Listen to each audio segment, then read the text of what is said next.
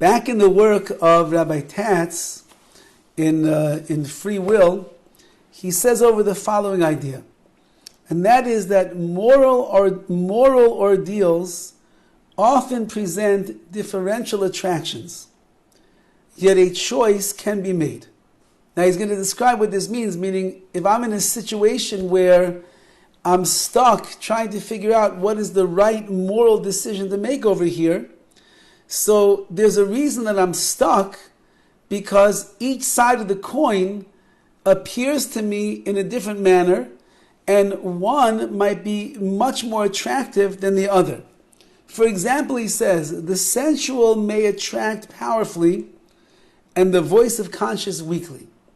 That means that there is something that is staring me in the face, that is arousing and the like, and therefore I'm being propelled, I'm being pulled in that direction. It's a very strong ratzon or desire that I have towards that thing.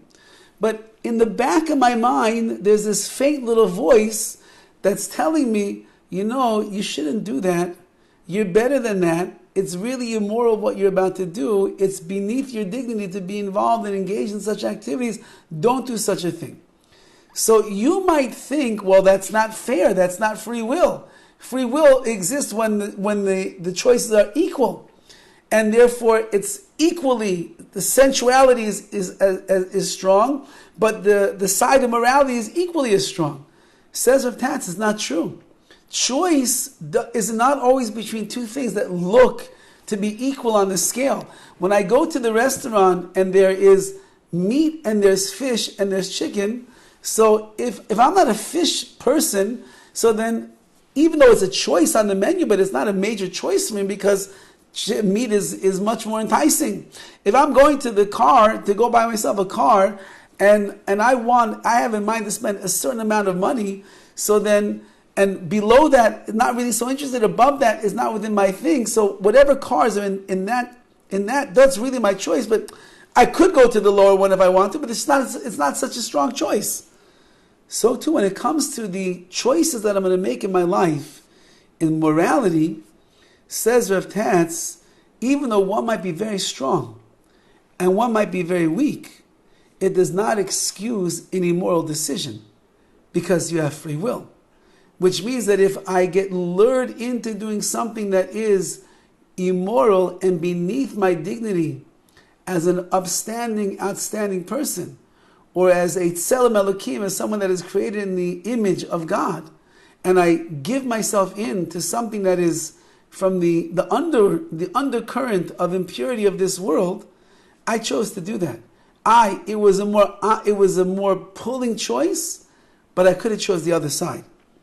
There is a difference, however, between the mechanism of a choice of the good and the bad. We have to hear what he says. When the good and the right and the sensible is chosen, it's simply chosen. There's good, it's right, it's sensible, it makes sense, I'll choose it. But when evil is chosen, and this is where he's going to get into over here, when evil and the wrong choice is made, it is preceded by a temporary detachment from reality. If at the core of who I am, I want to do what is right, I want to do what is good. I don't want to do what's bad. I don't want to be immoral. I don't want to be foolish. Most people don't want to make foolish decisions. So how could a person who wants to make the right decision give himself in to making the wrong decision and doing something that is bad and immoral? So the answer is that before I choose completely to make the bad decision, it must be that I detach myself for a moment from reality. A moment of voluntary blindness to the evil or destructive nature of the choice. That means that before I made my final decision, I'm looking at it and I'm saying, that's really bad. I should not be doing such a thing. Why would I want to do such a thing? But at a certain moment, the part of the process of free will is that in order to make free will fair, so to speak, HaKadosh Baruch Hu can make it that there'll be a momentary detachment from reality, there'll almost be like I'm causing with my desire for that particular thing a kind of spiritual blindness. And in the words of Chazal, of our sages, called Ruach Shtus, which means a spirit of nonsense and insanity overtakes the person. Otherwise, we'd never do a sin. If you know that sinning is wrong, and you know that this is wrong, and that's wrong, and this one, so why would a person ever do the wrong thing?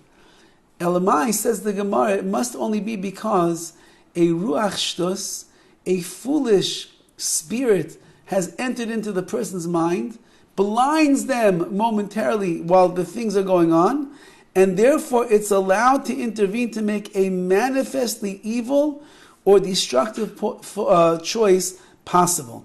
Now, it could be that the person themselves will bring this spirit of foolishness upon them.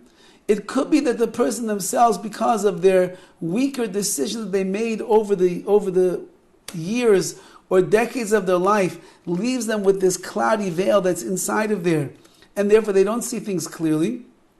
Or it could be that HaKadosh Baruch Hu is making a test right now of this person, how strong their free will really is. So they get detached from a moment from the reality. There's like a smoke screen that's up and they cannot see things clearly. Are they going to act on that moment, perhaps impetuously or impulsively? Or are they going to hold themselves back for another moment and refocus themselves, be able to see what is right and what is wrong, what is good and what is bad, and make the right choice with their free will? And he says like this, some choices that a person makes make absolutely no sense. They would never be made by a fully rational person. Sometimes it's always easy to see in other people. We see other people do the wildest, craziest things, and we ask ourselves, is this person thinking? Is this person aware of what they're doing? Do they know what they just did, what they just said, what they just got? Do they understand? They're being totally irrational. What are they doing? Says Rav Tatz, that's true. There are times when a person will make choices that are totally irrational, and a person that would be rational would never make such a decision. So again, we can always see it in other people. But when we make the irrational decision, when we make a nonsensical decision and we do something that is foolish or bad, we already have about 100 excuses why we did what we did, and we can even explain to the person who is questioning us why it's right what we are doing, and you think that it's wrong, you're the one who's irrational and doesn't understand. Now, in order to allow such a choice, a moment of detachment from sense is tolerated, and in that moment, the choice is made. So again, Hashem is working things in such a way that you could make the wrong decision. That otherwise, there's no free will. If good always wins, and bad always is obviously bad, so then how is there ever going to be any free will? So therefore, HaKadosh Baruch Hu added this component to the world, and that is that He blinds a person at a certain point in the decision-making process, so that if there's good and bad sitting in front of him, and even though the bad is obviously the wrong thing to do, He can make the smoke screen so that you don't see clearly for a moment, and then you can give in if you want. Now, a mature person who has been working on their free will and their Bechira and their free choice over time, over years, over decades, he knows that before he makes a choice, he has to think it through to be certain that that's what he wants to do. Later, when the action is over and temptation no longer clouds his thought, so clarity returns, and at that stage it often becomes very clear just how irrational the choice was. Sometimes almost unbelievably so. Meaning, says Rabbi Tatz, that if you are caught in a situation where you're not sure what decision to make, and HaKadosh Baruch Hu pulls the wool over your eyes, so to speak, and instead of having patience and mulling over it for a few more minutes, you just run after the wrong choice, then you do the wrong thing.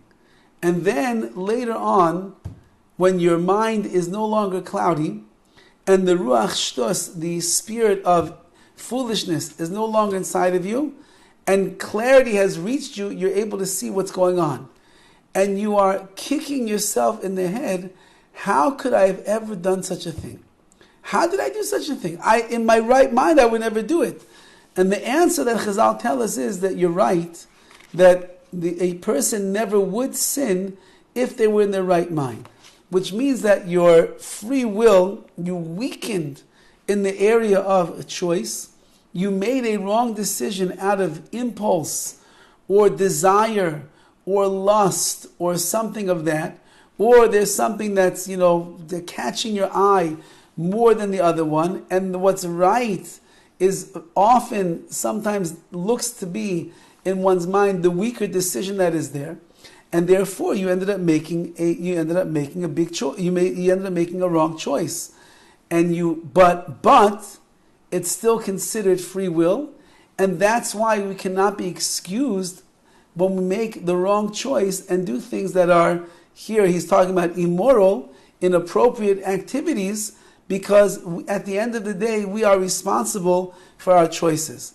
Now what he's going to go on to explain over here is that this will also explain people who continually make the wrong choices in their life, whether it be because of addictions or whether it be because of different types of hang-ups that they have and the like. He's going to get into smoking and all different things that create a pattern in a person's life where they're just living in that world of everything is skewed, and therefore it's very hard for them to see the emes, it's very hard to see the truth.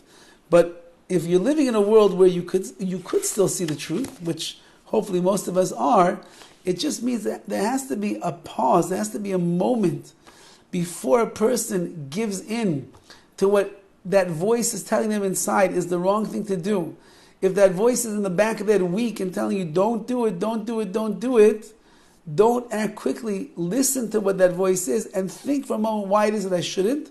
And if you do, then you'll make a decision of free will that is positive.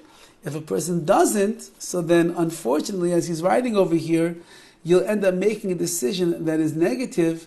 And after all is said and done, and you have engaged in that activity, and then you begin to get your senses back, you will be embarrassed of yourself and you'll kick yourself. Why would I have ever done such a thing? The answer is because you misjudged and misused your free will in a very crucial moment, when if you would have been a little bit stronger, a little bit more aware of what was going on, you certainly would have been able to make the right decision in your life. Okay, we'll hold it over here, and we will continue on Wednesday. So we'll see what the weather has in store for us. If it's raining like today, I guess we'll stay on Zoom. And if it's sunny like it was on Shabbos, we'll see you back in Shul. All the best, everyone. Thank you, Rabbi. It should be sunny on Wednesday. Oh, okay.